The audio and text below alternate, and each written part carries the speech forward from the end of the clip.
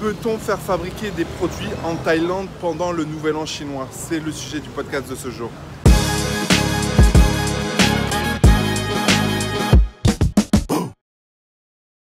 Salut à vous et bienvenue sur ma chaîne YouTube où je parle de web marketing, e-commerce et mindset. Là aujourd'hui on va parler de e-commerce forcément et on va parler de sourcing. On va parler de sourcing par rapport au Nouvel An chinois parce que c'est vrai qu'on a une problématique avec ce Nouvel An chinois, c'est que on peut être bloqué. Je sais que les dropshippers sont bloqués, mais ceux qui font du stock, voilà, il faut prévoir ça. Si tu fais un stock conséquent en amont, c'est toujours cool. Mais si tu prévois pas la chose, ça peut être vite contraignant. Donc concrètement, moi j'ai eu déjà l'expérience il y a quelques années, il y a 1 an ou 2 ans, je sais plus, où j'avais fait fabriquer des produits en Thaïlande pendant la période du Nouvel An chinois. Et c'est vrai que voilà, ils étaient off. J'étais surpris qu'en Thaïlande ils soient off pendant le Nouvel An chinois. C'est quelque chose qui m'a vraiment surpris. Et du coup, je me suis intéressé à ça parce que en fait, j'essaye de chercher d'autres produits que la Chine. Pourquoi? Pour me différencier par rapport aux autres produits, etc., etc. Et aussi me différencier par rapport à tout simplement la concurrence.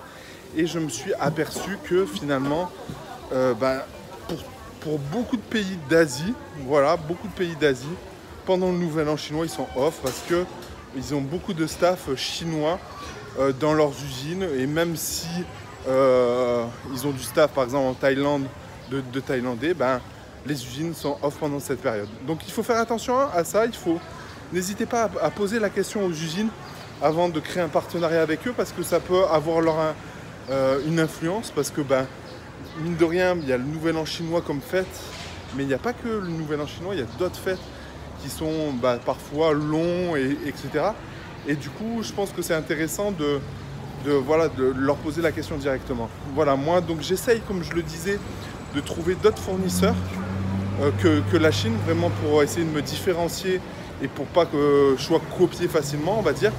Et du coup, n'hésitez pas à voir avec les pays tels que la Turquie, tels que le Maroc, tels que le Portugal, tels que l'Espagne, pour pouvoir tout simplement faire la différence par rapport à vos concurrents. Voilà, et n'oubliez pas une chose, c'est que sur Amazon, vous n'êtes pas obligé d'être le moins cher pour vendre.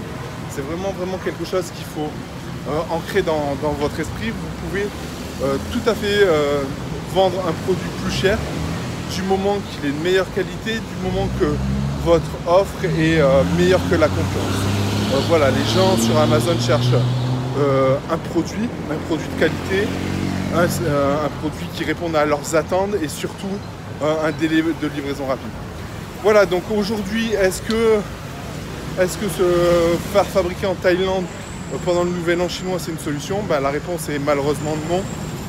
Voilà, c'est pas forcément une solution. Il y a d'autres pays que la Thaïlande pour ça, mais c'est vrai que là, moi j'ai fait, j'ai fait beaucoup d'usines pour mes produits, et je me suis aperçu que il y avait énormément d'usines bloquées pendant cette période-là. Voilà, j'espère que cette vidéo t'a plu. J'essaye de faire des vidéos d'actualité.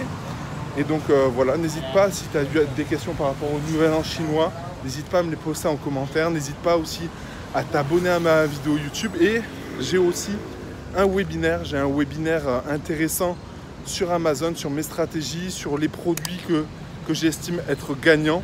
Et je t'invite à le regarder. Voilà, ça dure 1h30. Et je pense que tu vas apprendre des choses pendant ce webinaire. Sur ce, Rouya, je te dis à bientôt dans une prochaine vidéo. Ciao!